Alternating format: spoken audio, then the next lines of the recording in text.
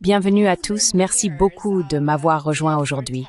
Cela fait des années que les États-Unis et la Chine s'imposent mutuellement des droits de douane, des sanctions et vivent des tensions commerciales. Mais aujourd'hui, un événement surprenant s'est produit. Pékin et Washington ont tous deux décidé d'alléger la pression, du moins pour l'instant.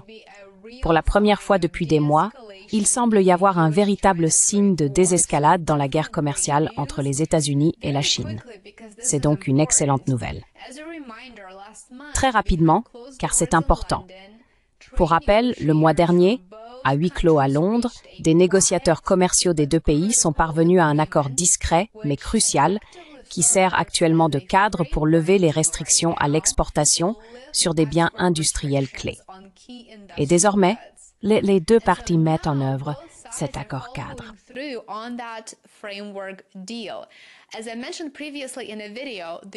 Comme je l'ai mentionné précédemment dans une vidéo, les États-Unis ne peuvent pas fonctionner sans les minéraux de terres rares essentiels qu'ils importent de Chine. Donc, oui, Pékin a bel et bien l'avantage. Pékin en est pleinement conscient, tout comme Washington. Le ministère chinois du Commerce vient de faire une déclaration qui a attiré l'attention des marchés et des gouvernements. Que disait cette déclaration? Eh bien, les deux parties mettent officiellement en œuvre l'accord conclu à Londres. Les licences d'exportation sont approuvées, les restrictions sont levées, et pendant un instant, juste un instant, on a l'impression que les deux plus grandes économies du monde pourraient s'orienter vers une coopération renouvelée plutôt que vers la confrontation. Alors, qu'est-ce qui change exactement? Du côté américain, l'administration Trump a autorisé la reprise des exportations de moteurs d'avion, de logiciels de conception de semi-conducteurs haut de gamme et d'éthane, un élément clé dans la fabrication des plastiques et des produits chimiques.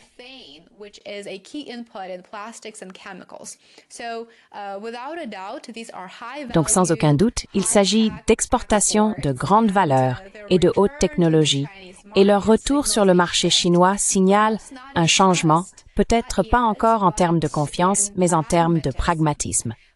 Du côté chinois, les évolutions sont très positives et, on pourrait dire, encore plus marquantes. La Chine commence à approuver l'exportation de ce qu'elle appelle des articles contrôlés éligibles. Je sais que ça semble très vague et que ça pourrait désigner n'importe quoi, mais ce n'est en réalité pas le cas. C'est simplement une façon de parler des terres rares, exactement ce que Washington recherche. Ces minéraux ne sont peut-être pas connus du grand public, mais ils sont absolument essentiels à la vie moderne. On les retrouve dans les smartphones, dans les véhicules électriques, dans les éoliennes, et peut-être de façon encore plus cruciale, dans le matériel militaire produit par les États-Unis.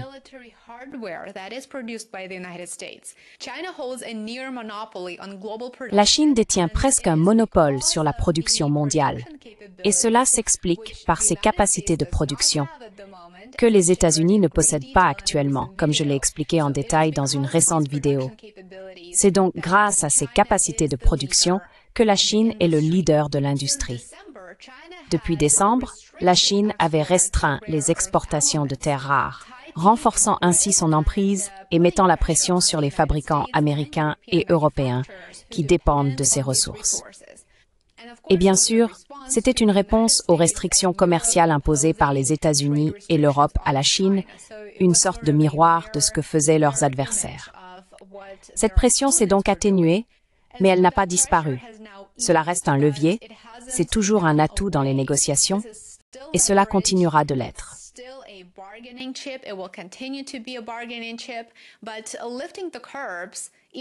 Mais lever les restrictions, même partiellement, constitue un pas vers une trêve fragile. Et c'est bien sûr un pas dans la bonne direction. Maintenant, parlons du calendrier. Le moment choisi n'est pas anodin.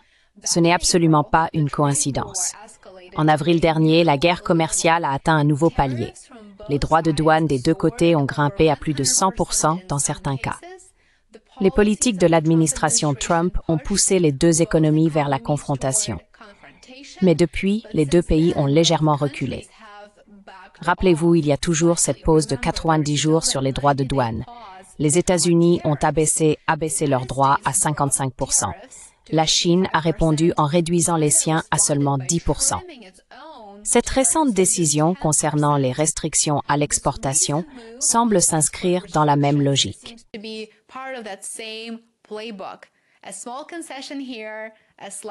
Une petite concession ici, un léger recul là-bas. Pas assez pour mettre fin à la guerre commerciale, non, mais juste assez pour éviter qu'elle ne s'envenime et ne s'aggrave. Alors, pourquoi cela a-t-il tant d'importance? Eh bien, parce qu'au-delà des gros titres, il y a une vérité simple.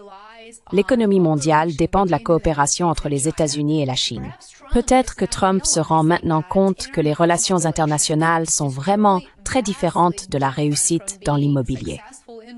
Être transactionnel ne fonctionne pas vraiment dans les relations internationales. Et c'est pourquoi nous assistons à un léger retour vers des conditions mutuellement acceptables et une coopération avec la Chine que les États-Unis ont désignée comme leur principal adversaire.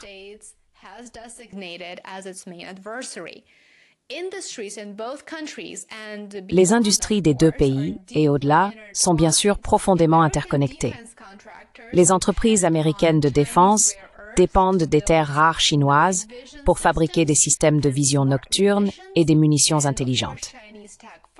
Et bien entendu, les entreprises technologiques chinoises s'appuient sur des puces et des outils logiciels conçus aux États-Unis pour fabriquer des semi-conducteurs. Donc si ces chaînes d'approvisionnement se brisent, tout le monde y perd. C'est désormais très clair. Et c'est là le danger, la perturbation des chaînes d'approvisionnement. Car si l'assouplissement des exportations est une bonne nouvelle aujourd'hui, il repose sur des bases très fragiles. Mais voici le problème. Rien ne garantit que cette détente va durer. Les tensions autour de Taïwan, les patrouilles en mer de Chine méridionale, les sanctions, la cybersécurité, chacun de ces éléments pourrait raviver les hostilités.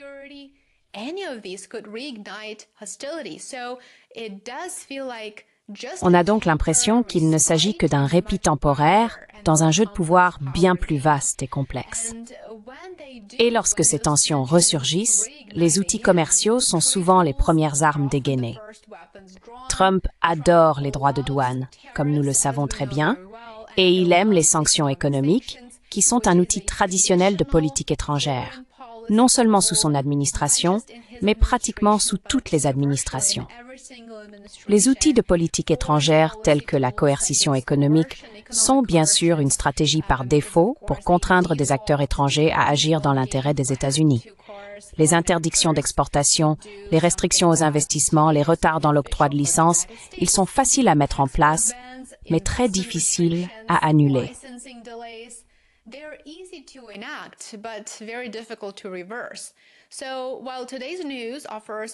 Ainsi, bien que les nouvelles d'aujourd'hui apportent un souffle de soulagement, demain pourrait amener une nouvelle vague de représailles et d'escalade.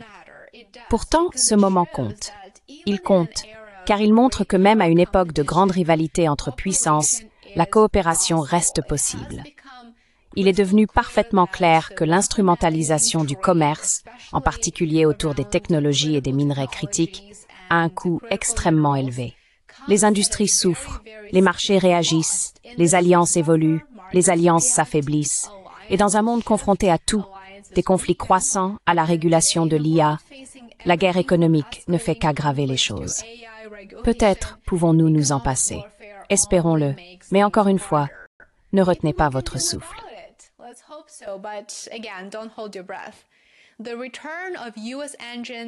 Le retour des moteurs et des logiciels américains dans les usines chinoises, ainsi que la reprise progressive des exportations chinoises de terres rares, indiquent que les deux gouvernements voient un intérêt dans la stabilité, même si elle n'est que temporaire. La grande question suivante. Cet accord limité peut-il ouvrir la voie à quelque chose de plus large, de plus stable et peut-être de permanent, un véritable accord commercial? Peut-être, vous savez, un traité limitant les futures restrictions à l'exportation. C'est possible. Mais il ne faut pas s'attendre à ce que Pékin renonce de sitôt à sa domination sur les terres rares. Les États-Unis sont encore à des années de développer leur propre chaîne d'approvisionnement fiable pour ces minéraux. Et la Chine le sait. C'est tout simplement la réalité.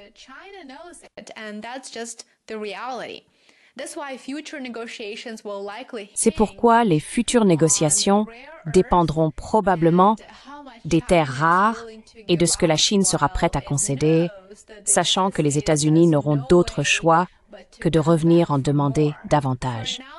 Pour l'instant, cette trêve est une victoire pour les entreprises, pour les marchés, pour la diplomatie.